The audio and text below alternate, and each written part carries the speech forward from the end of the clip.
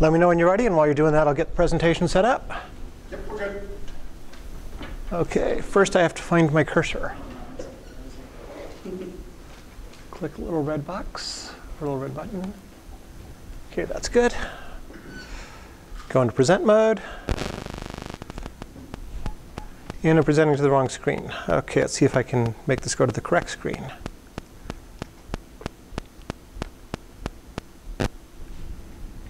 OK, let's try the present button again. All right, and here we go. So, porting Emacs to Chromebooks and the web. So first of all, we'll talk about why anyone would want to do such a thing with a 30-plus-year-old program. The background, I'm going to talk about the native client library for Chrome, what it is, how it works. We'll talk about how the Emacs build works, how you're going to be able to debug this once you get it up and running, how you debug the Lisp inside of Emacs, some of the interesting parts of the port. There'll be a demo. I'll talk about what's left to do, and there'll be time for questions at the end. By the way, we have plenty of time tonight, so if you want to interrupt me with a question, feel free. Just raise your hand or say, hey, Pete, or something like that. And we can stop and take questions as we go. So why would anyone want to do such a thing? So I first started at Google in 2012. And for Christmas, I gave everybody a nice hardware Christmas present. You had your choice between like a Motorola Razr phone or a Chromebook or a Nexus 7. I said, cool, I'll take a Chromebook. So I got it home, and I could go to websites on it. I could play a few limited games on it. There was a few limited applications that could run on it. But I couldn't program on it, so it didn't really feel like a real computer. So I really wanted it to be a real computer. And one of the things you need for that is an editor. And then a little while later, since I'm on the Chrome team, they gave me this cool Chromebook Pixel. It's like, cool. It's really fast. It's got a beautiful screen. It weighs nice. It feels nice in your hand. You can go to websites on it. You can play games on it. But you still can't program on it. And then a little while later, they gave me another one. OK, stop. Enough Chromebooks already. But you still can't program on it. So one of the things I wanted to do is be able to program on them. The second interesting reason to do this has to do with the native client library. So you've heard of the Chrome browser. One of the things the Chrome browser has is a way to build source code from C++ written against Linux POSIX APIs and actually run it inside a sandbox in the browser. And these guys are building a whole development environment that you can run from inside the browser or on a Chromebook. So they've got the compiler there. They've got the debugger there. They even have a VI, for those of you who might be VI fans in the audience. But they didn't have Emacs, and they felt, well, it's sort of like hard to go out and say, we only support VI, we don't support Emacs too. We're going to get a bunch of unhappy people. Also, Emacs formed a really good target for them in that it was much larger and harder to port than something simple like VI. So by porting Emacs onto their system, it's going to help prove their system at the same time that it helps give us, hopefully, something to write programs with.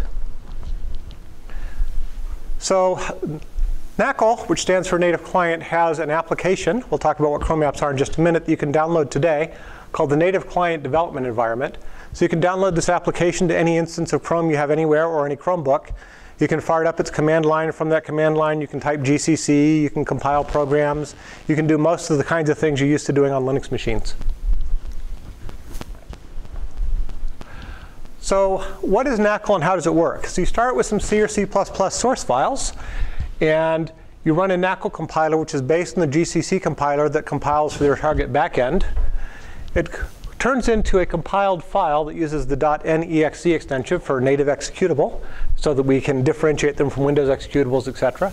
And then inside Chrome, it's going to run inside of a sandbox. The idea of the sandbox is to be able to run C++ apps safely in your browser. So it's going to check anything that tries to do something like file access. There are special APIs available that will limit you to a sandbox part of the file system. And it will generally do whatever is required to make sure that your system is verifiably safe. OK. So what is a Chrome web app? So a Chrome web app is basically a website that's zipped up into a zip file. So you take some HTML, you take some JavaScript, you take some CSS, you take any other resources you need, you zip it up, it becomes this little icon on your screen. You can click on this icon and launch it, and it will run inside of Chrome. Or if you're on a Chromebook, it'll run on the Chromebook itself. So where do you get these Chrome apps? Well, there's a place called the Chrome Web Store. So if you've got Chrome, you can just click on the little apps thing right up there. And that will launch the Chrome Web Store. We can find these apps that have been written for Chrome. So most of them are just JavaScript and HTML, but some of them will be the kind of NaCl apps that I talked about. So Emacs itself. What does the Emacs source code look like? The Emacs source code looks like a tiny core of C functions, not C++. This is long before C++, and a big sea of Elisp functions that sort of survive around them. Many of the Elisp functions are also exposed directly to the Emacs environment. So instead of just being, yeah, this does everything you need to do in the browser, you can type metax, for those of you who know what that means, and then the name of some function, then call that function directly from the command line of the editor. Turns out maybe about half or more of the Elisp functions seem to be exposed. So that's one of the reasons Emacs is so programmable, and you can get to a whole lot of the innards by scripting. So what's the Emacs build system like? A maze of twisty makefiles, all different. So the way that our build system works is we start off with a shell script, which is going to download and patch Emacs. I'll go into a little bit more detail on that step on the next slide. You do your standard Linux run configure. There's a top-level makefile, which then has a whole bunch of sub-level makefiles, one for the C source, one for the Lisp source, and a whole bunch of auxiliary binaries that come with Emacs. So every time you build Emacs, you also get blessmail, which is a utility that will import your Unix format mail file into Emacs so that you can use Emacs for your mail reader. You'll get update game scores. I don't know why we have update game scores or what it does, but you get it. You get e-tags. You get a whole bunch of other associated things that come along with it. Now, I've oversimplified this diagram. Some of these makefiles actually go 3 levels deep in some cases. So if you're trying to figure out why the darn thing won't build, even figuring out which makefile is causing the problem is a problem. And once we've got all that built, we can then put Emacs and all the binaries that it needs, and a small HTML file and a small bit of JavaScript, zip them up into a Chrome application, publish it out in the Chrome Web Store. People can run it. Yay. So how does the Emacs build actually work in more detail? So we start with the Emacs source from the Free Soft Foundation, and we download that source. We have a patch file. If you ever worked with MacPorts, it's a similar idea of applying a patch to the source that's available from an open source repository. We apply the patch, run the configure script. We'll then compile the C core. So T-Emacs is the small C core that I pointed out in that first slide. And we'll use T-Emacs to generate some Elisp. We already have a bunch of Elisp, but we're going to generate some on the fly as we build. We're then going to build that Elisp. We're going to load all that Elisp and T-Emacs into memory to get one big blob in memory, which we're then going to use unexec for, or at least we would like to, but that part's broken. I'll get to that later, to write out the Emacs executable. Then we have all these auxiliary binaries to compile, as I mentioned earlier, e-tags, blessmail, profile, update game scores. We then use the running Emacs to build the docs. We can then make a packaged application, which is the zip file I told of, and upload it to the Chrome Web Store so that people can run it. So what's the Emacs look like? So basically, you load some C libraries, followed by some Elisp, followed by some C libraries, followed by some Elisp into memory. What you'd really like to do is write out all the C code into one place, and all the compiled Elisp code into one place, and then write that whole row on the bottom into one binary. So what are some of the challenges that I ran into when I was trying to port this and make it all work? First, learning how to use the native client toolchain. It's documented, but there are still lots of undocumented things about it. Luckily, I have access to the team since I work at Google too. Figuring out how to share my work with other people. There's something called NaCl ports I'll tell you about later. It's the answer to that. So the native client libraries don't implement everything that's in glibc. Emacs uses just about everything that's in glibc. So for the things they don't implement, we have to find some way to patch around. Turns out there's some bugs in Emacs themselves that show them in Emacs itself that I found out when porting. So you'd expect something that was from the early 80s to like have most of the bugs figured out by now. But I was able to find a couple that I had to fix as I went along. One of them was a fun infinite recursion bug when you were trying to expand a file name to its canonical name. We found some bugs in Emacs makefiles that only showed up when porting. basically an inconsistent use of file extensions. And there's a heavy use of Makefile advanced features, which means that I had to go back and relearn how make worked and all the advanced features worked, and then debug why they weren't working the way I thought they should. So there's a couple of main options we have for a C library when we're using the native client. We can either choose from the newlib or glibc. So glibc is a great choice for Emacs because, well, it was built by the same people that build Emacs, the GNU folks. So you consider that Emacs would be working very well with it and relying pretty heavily on a lot of the features it has available. The bad news is for us that native client only supports glibc on the x86, which is great if you happen to have one of these cool pixels that are nice and expensive, and not so great if you happen to have a Samsung Chromebook that runs an ARM processor. So for the ARM processor, we have newlib, which runs in both places. And with newlib, it'll also let you compile with something called Pinnacle, which I'll get to in the next slide. So Pinnacle, at least that's the way the team pronounced it. I keep wanting to call it Pinnacle, and not Pinnacle, or not Pinnacle. Is a portable version of NaCl, which basically, instead of compiling all the way down to assembly instructions, compiles some intermediate language that's then finally taken the last step on the way. So it's sort of JIT compiling like you see with Java binaries or with C# binaries, same idea. Unfortunately, this only works with newlib, which isn't the one that Emacs works best with. All right, the coolness that's NaCl ports. So you've got a great POSIX programming environment. One of the things you're going to need is a whole bunch of libraries, because when you're building things for Linux, you grab a library from here, you grab a library from there, you grab a library from over here. You put them all together. They don't work the way you want to. You make them work the way you want to, and then you've got an application. But unless you have those libraries to start with, it's sort of hard to get going, and you're implementing a whole bunch of stuff yourself. So NaCl ports is a place where they've made a whole bunch of these things with patch files that take the existing things from the existing libraries that are out there that are open source and make NaCl versions of them. So this is where you can find the NaCl ports project in case you're interested in learning more about it. And here's an example of some of the more important ports that I found up there. So the list goes on and on. There's at least 200 of them. But it's nice to know if you want to build some NaCl app, you'll have access to bash, glib, GCC, GDB, grep, tar, subversion, and so forth, curses, curl, and so on. OK, debugging Emacs. We finally got Emacs to build, but of course it's not running all right the first time. How do we figure out what to do? So as I mentioned, it's got a dual nature of the C++ core with a big Elisp on the outside. So it turns out that there's a GDB that comes with NaCl. So even though you're running on some strange environment in a sandbox, we've got a GDB, and we can actually step through all the code, at least all the C code. So GDB is very helpful for debugging the C code. When it's time to debug the Elisp code, well, once again, I feel like I'm back in the 80s. I pretty much had to resort to printf debugging. In fact, throughout my career, I keep getting these new things that don't have good tools for them yet and end up doing printf debugging. Did a lot of printf debugging on the Kindle. I did a lot of printf debugging on the phone that I'm working on now, the Android phone, which should have good tools for it. I did a lot of printf debugging on the Windows CE phones when I was working on those. In fact, just about everywhere in my career, it's been very rare that I've actually been able to use these cool graphical debuggers, and it's wonderful when I can. So printf debugging works a little bit strangely.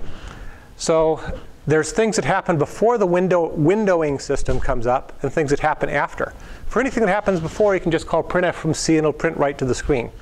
Once the windowing system comes up, that output is no longer available. But Emacs has a wonderful buffer called star messages star. And you can use a message function to get there. And let's see, last I created some tools to understand the Lisp object C structure. I've got a tool called Whatis that we'll get more to in later slides. OK, how do you spell printf if you're working in the Emacs code base? In the C code, you spell it printf or fprintf just like you'd expect. In the Lisp code, it's, of course, message, format string, %s, and then the string you want to print.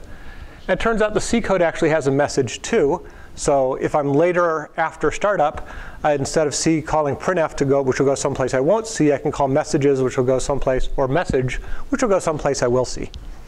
And those are the two primary tools I use for debugging Emacs and getting it to run. So let's look at a sample call stack once you've got it running. So this call stack is going to go on for about 55 frames total, but looking towards the top or most recently executed part of the call stack, OK, get input pending, f input pending, f function call, exec bytecode, fun call lambda, fun call, more exec bytecode. Apply lambda, eval sub, read eval loop.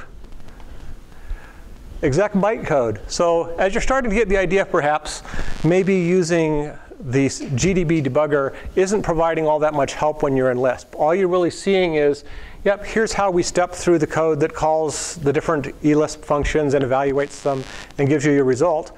But it's hard to know what function you're calling in each one of these fun calls. So one of the things that we do is we have a Lisp object structure, or I call it a structure. It's more of a 64-bit field. So the top 61 bits are data, and the bottom 3 bits are type. And then here's an index for what the different types mean. So based on the type bits, maybe everything in the top 61 bits is an integer. Maybe it's a pointer to string if you null out the low 3 type bits. Maybe it's a symbol that you can look up the name in a symbol table. Maybe it's a console. If you know about Lisp, a console basically means it's a list data structure where the first thing is a piece of data and the second thing is a pointer to the rest of the list. Maybe it's a float. Maybe it's a vector-like, which is their internal way of representing vectors. So naturally, I wrote a little function to help during the debugging time called whatis. So I just pass in one of these Lisp objects. And it will use macros that exist in the code to tell me, oh, this thing is a string. I'm going to print out the value of the string. Or, oh, this thing is an integer. I'm going to print out the value of the integer. Oh, this thing is a list. And if I want to take that further, I could print out the value of the first cell of the list. So this turned out to be very helpful. When I'm in GDB, I can just type at the command line what is and then the name of the variable. And I'll find out what kind of variable I'm looking at. So what are some of the things that I had to fix? I had to get the native client team to implement the makedir function in glibc. So as I said, they just hadn't implemented everything. One of the things that Lisp wants to do is to create some files on the first run that'll get compiled on the second run. And the first one, it wasn't able to create the files because it couldn't make a directory to put them in. So they have something called cell loader, which is basically going to execute and provide an environment for us. And it wasn't done, so anytime I called to say, hey, is this file writable? It'd say, yep, whether the file was writable or not. If I called to say, hey, is this file executable? It'd say, yep, whether the file was executable or not. We had an infinite recursion bug, which I'll get into more later when passing dot for the current directory. And they didn't use extensions everywhere in the Makefile, so that when you would build things, it wouldn't always come with the right extension. More things I had to fix. So one of the things that Emacs does when you build it is it loads in a Chinese dictionary file, which is about 8,000 lines of code, or 8,000 lines of data, I mean. And then it tries to compile that in some code that you're going to use later. Unfortunately, with our memory architecture, we were running out of memory before we could compile that file. So I ended up turning that off temporarily. I turned off blessmail, which didn't build. Probably not a big deal unless you happen to find a way to get your Unix mail file into your little bitty tiny sandbox that you run the NaCl development environment in. I had to turn off Signal IO and FIONREAD because the underlying platform didn't support them. We had to use the system malloc instead of the built-in malloc. And there's a shortcut in Linux where you can do tilde and then your username, which will be the username directory of a user of that name, which our underlying platform didn't support, but it did support tilde as your user directory. So how did you handle the lack of file properties? Evil, ugly hack. So basically, anytime we ask, is the file executable, we're just going to return Qt, which means the symbol true. So right now, Emacs is going to think every file is writable until I get a chance to fix this. OK, file true name. So I mentioned that there was a recursion problem. So basically, anytime you get down to here, it's going to try and recurse into looking up at the previous directory, even if you happen to be looking at dot or dot dot. If you're looking at dot, it will just keep going to the current directory. It'll go to the current directory. It'll go to the current directory. You get the idea. So I added the code in green to fix that. Sorry for the strange wrapping. Makefile changes. So as I mentioned, a lot of things didn't have an extension on them. So now this will produce etags.nexe. And on Windows, it'll produce etags.exe. On Windows, I was actually producing etags with no file extension. C, so I mentioned that the IO signal SIGIO wasn't supported. Luckily, Linux or Emacs has a long history of running on so many different versions of things that any feature that's not supported by the operating system is likely to be there's somebody else who doesn't support it either. So in this case, AIX 4-2 didn't support those signals. So all I had to do was orient my operating system native client to say, hey, I don't support those either. And then rerun configure. And then, boom, we don't have to depend on having the SIGIO signal available anymore. And likewise, I had to change the C code. Here, I just had to add a define. Whenever native client is defined, then we'll block or set O non-block, which means we have non-blocking I/O. So let's talk a little bit about how the NaCl system lays things out in memory. The bottom 256 megabytes of any processor are reserved for code. Everything else is reserved for data. OK, sounds good so far. No particular problems.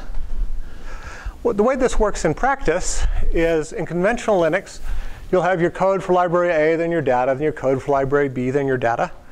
But the way we were doing it in NaCl is you have your code for library A, and then exactly 256 megabytes later, you'd have the start of the library A data. Then you'd have your code for library B after a small gap from library A. Exactly 256 megabytes later, you have your library D data. What if you wanted the library A data to grow? Very soon, you run into library B. Well, that meant that we kept running out of memory. So to fix that, we had to change the allocator we were using. So in the configure file, whenever my operating system NaCl is set, we just turn on system.malloc. So fortunately, their configure file was very flexible and had a ton of options. So again, in a lot of cases, all I really had to do was change the configure file options. So when we are starting up Emacs, let's see. Oh, OK, this is the other one. So for expanding the tilde user, I just had to add a little bit of file that said, or a little bit of code that said, if we see tilde / something, then we expand tilde to the current user, since they were only trying to expand tilde user. OK, one fun bug that I ran into is when I was first starting up Emacs, it'd say, OK, we're loading in directory foo. In my case, I ended up with a very long path for foo, like about 120 characters. So I was trying to print this in the mini buffer right at the bottom of Emacs, which is just a small one-line status area. So 120 characters is going to overflow if you've got an 80-character screen. No problem. Strangely enough, Emacs has code to handle that. If you try to put more than 120 characters in the mini buffer, it'll just grow the mini buffer. The problem is, as you can see, we're in Loadup.el. As the name suggests, we're still loading the Lisp into the program. We haven't actually loaded the code yet to expand the mini buffer. So of course, it would crash as soon as you call this line. So the easy and obvious thing to do is just comment it out for now. But I'll come back later and either make sure that we have the code to expand the mini buffer above this, or move this down to the bottom of the file, or find some path shortening technology so that we're only displaying like the last 40 characters, and we don't have to scroll it up by some. Another interesting problem I ran into is systime. So the Emacs code uses the system's systime.h by using the angle brackets at the pound include, which turns out grabbed the one from the native client library, not the one that came with Emacs.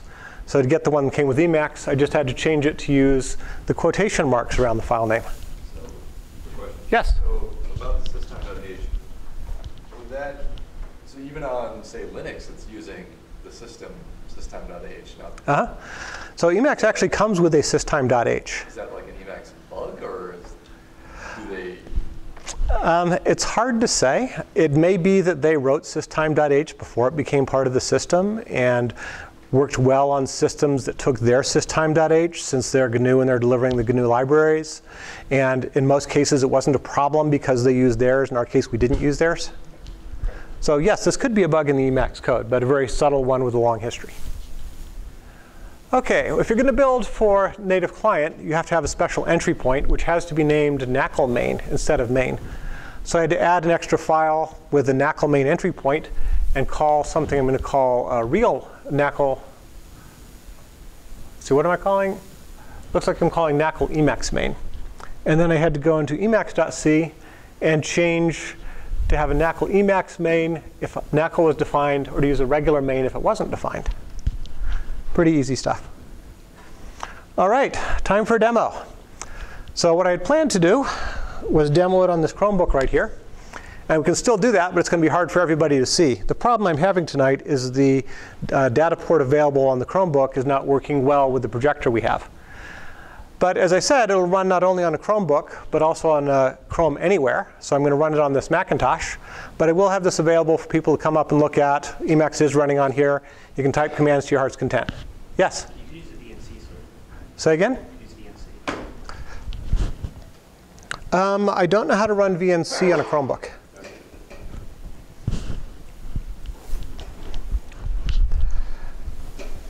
All right, so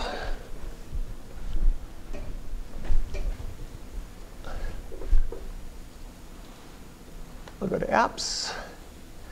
And we have several different flavors of apps. I'm going to start them all. So this app is Emacs the command line.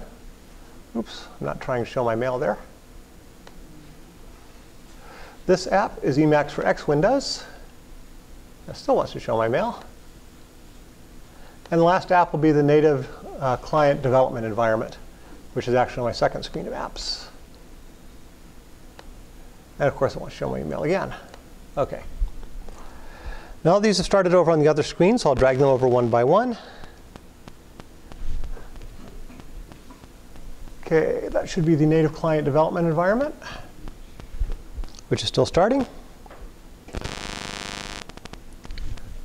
This is the X Windows version. And this is the command line version. So the next thing I need to do, of course, is to prove this is real by typing in some code. So which one do you want to see? OK, I'll start with the command line, and then we'll move on over to the X Windows version. OK, so let's make a file, foo.c.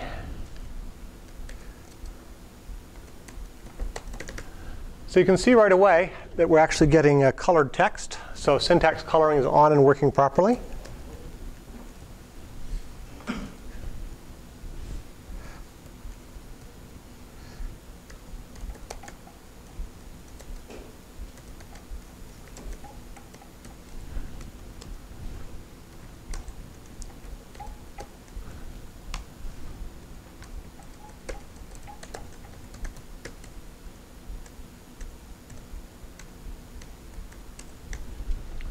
OK, so you can see several things right off. First thing you can see is the little light blue highlights of the braces. That means that brace matching is working properly. Second thing you can see is how everything is different colors. That means that the syntax coloring is working properly. I can show you that the navigation keys are working properly. So let's move the cursor there. So Control E goes to the end of the line. Control A goes to the start of the line. Alt F goes forward one word at a time. Alt B goes backwards one word at a time. Alt backspace should delete the most recent word. Control / should undo whatever you did. So you can see here that all the basic functionality seems to be working. Now, so slightly more advanced functionality like multiple buffers. So we can split into multiple buffers. I can open a new file on one of them. So this time let's do foo.h.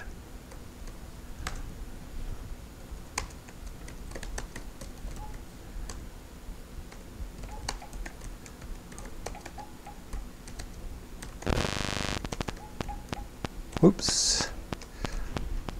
And you can see that it's also got syntax coloring working for the H files. You can also split the windows vertically. And you see here that we have a drawing bug. So when I get to things that still have to be done, I'll mention that drawing bug is one of the things I still have to fix. So this is most of the basic functionality. Let's see, I had a list here of things I wanted to make sure to demo.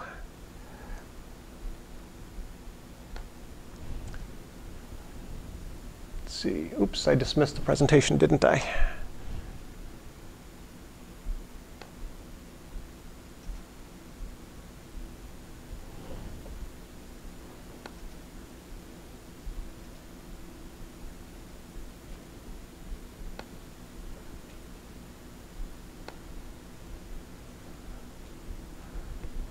OK. Oh, I was going to show off my .emacs file. I've shown navigation keys. We've shown Control X2 to split windows. Control X0 will move the cursor back and forth between different windows. Let's see, meta-xe shell.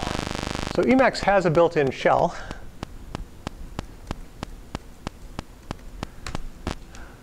Which will run on the system. So you can do an ls from the shell. You can see the 2 files that I've created already. Actually, you can see 2 temporary files since I don't think I've saved them yet. You can run all the normal other shell commands you can run here, or at least whatever is supported underneath. So Emacs has multiple shells built in. One is an emulated shell, which is the E shell, which lets you cut and paste from commands more easily. Another one will go straight out to the real shell. That part's not quite working yet. So is there anything else I wanted to show? Nope. Anything specific people would like to see? Walter? Where are the files stored that you created with Emacs on the Chromebook? OK. Are they stored locally or in the So they're stored locally right here in a sandbox file system we've made for this run of Emacs. Now, if you keep running Emacs, you'll keep connecting to the same sandbox file system, so you can do a lot of development in there. So that's the good news. There are things you can do, though. We're working on an extension to Google Drive, so you could connect to files and edit files in the cloud directly. And you can bring out in your Emacs initialization files directly from the web.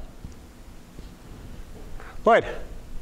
Yeah, so if you're the sandbox directory, is there any way to ever get them in or out of there? So if you wanted to share your notes, like even back them up? So that's a little bit harder. So as I mentioned, we have drive connectivity. So you can save them off to Google Drive. And that way you can get them in and out as much as you like. However, that's not completely done yet. So if you wanted to do something today, inside the dev environment, you can actually run curl. So you can zip them up with zip and send them off to a server with curl, or pick them up from a server with curl. OK, so let's try some interesting things here. So you can see that the Towers of Hanoi simulator is working properly. What about Tetris? Well, had a hunch somebody might ask, so let's give it a try. And I can move and rotate them. I gave the same presentation at FOSDEM, which is a European open source developers meeting.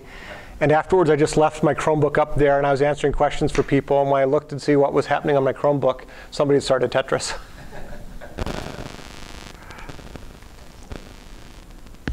Anything else you'd like to see? OK. Let's see. Say again?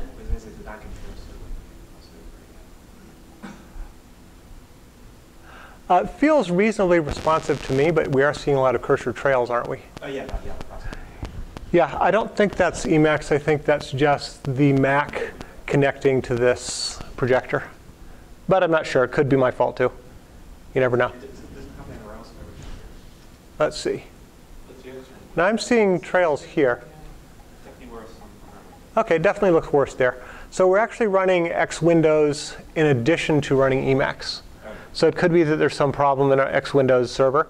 It could also be my fault, something I've done wrong in Emacs. OK, the one thing I haven't shown yet is the combined development environment. So let's send these guys back down and bring up the NaCl development environment.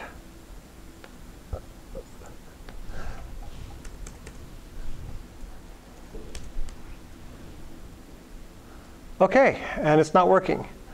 So I guess I should be happy the demo gods were good to me with 2 out of 3 demos surveyed. But what we would normally be able to see here is this is a complete environment where you can run GCC, run your files. You can type Emacs and run Emacs from inside the environment. We've got VI, so you can run VI inside the environment. So you should be able to do the character mode development the same way you could back in the glorious 1980s, all right here against the wonderful Linux architecture.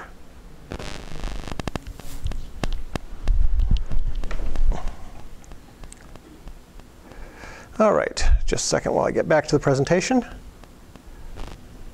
course, first I have to find the cursor. Here we go.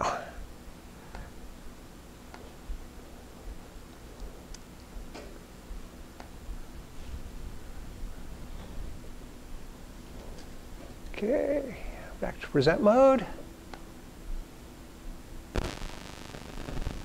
All right, and next slide. So that's what we just saw. So what's done, what's not done? Every time you see a demo, you wonder, OK, well, it's a demo, right? What are the things you're not showing me? What doesn't really work? So we have to fix being able to call other Linux utilities from inside Emacs, such as grep. So one of my favorite commands when I'm using Emacs is to use meta-x rgrep, which basically does a grep in a directory looking for a certain string, puts the output in a buffer, and colorizes it. We have the plumbing built into the NaCl development environment to be able to use pipes so the Emacs can communicate with other processes, but it's not actually working. So I need to get that working. I want to reduce the load time. You probably saw it took a while for things to come up. Normally you want your editor to come up like that, especially if it's an older editor like Emacs. You're used to Visual Studio taking a while. You're used to Eclipse taking a while. Emacs and VI, you want them to be there right away.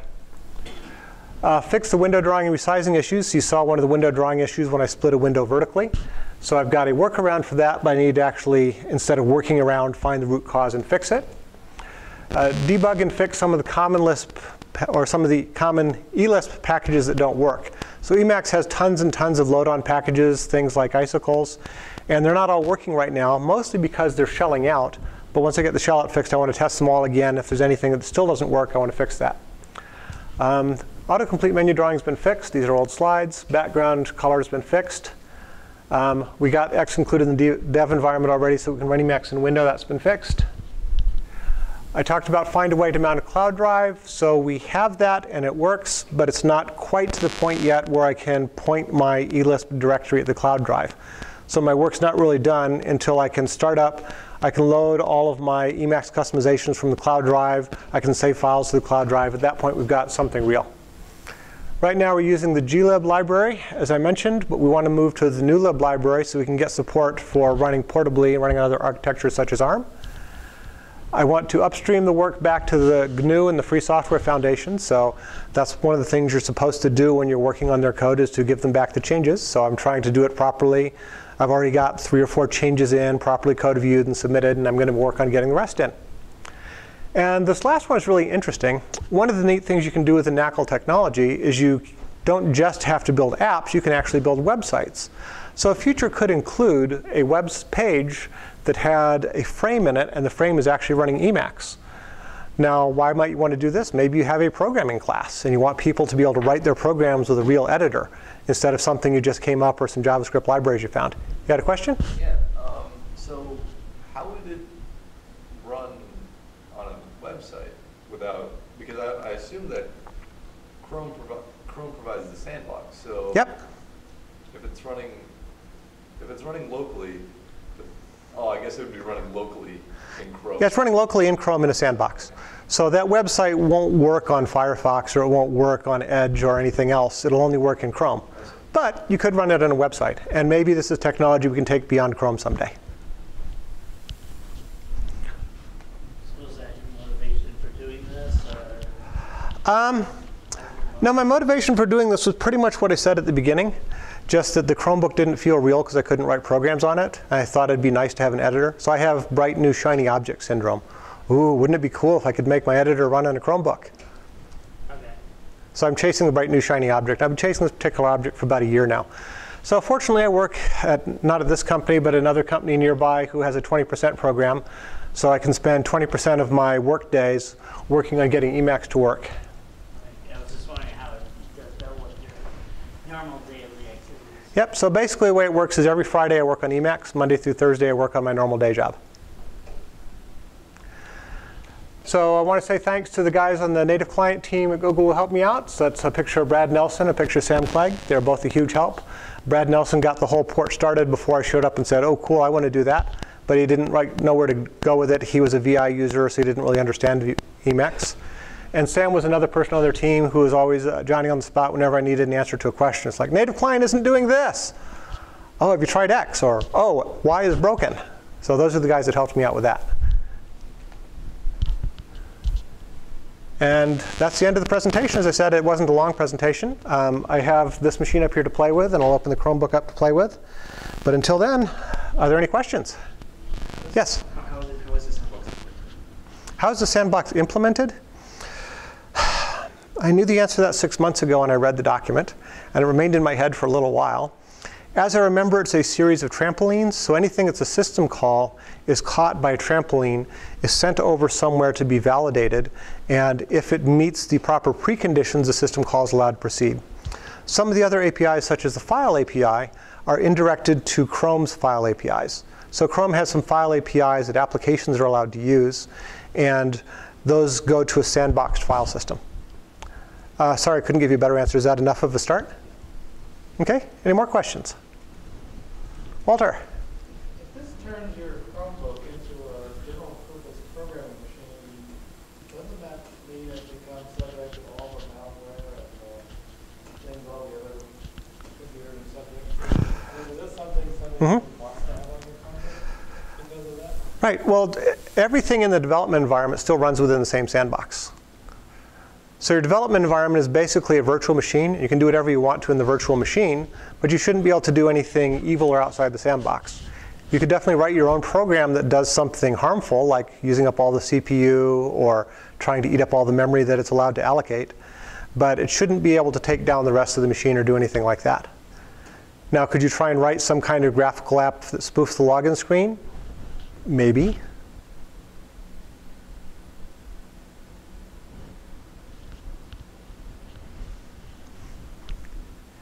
Any other questions?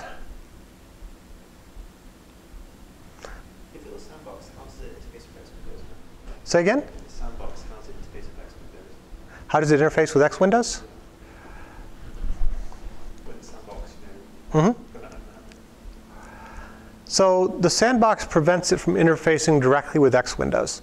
So what happens is all of the graphics calls you might want to make one of two things would happen. Either, in the case of the Emacs we saw, the Emacs we saw was running in a copy of X Windows inside the sandbox. So those calls would go to the sandbox copy of X Windows. In the case of you're not running X Windows, we have our own drawing library that is part of the sandbox that Chrome uses itself. So all those calls end up going to the Chrome library, not X Windows. Now the library, if you're running on Linux or possibly on the Macintosh and running in the right environment, might end up using X Windows to do part of what it does, but not until it's had a chance to validate and check everything out. does that have performance test, or is it? So I haven't tried to write any graphics-intensive apps with NaCl. All I've tried to do so far is things that are like cool command line stuff. So sorry, but I don't have quite enough background to answer that the way you'd like. Any other questions? Yes? Well, I think it's a pretty cool project. Thank you. Yeah, I'm trying to bring the very best of 1980s technology to today. Trying to fulfill Atwood's prophecy.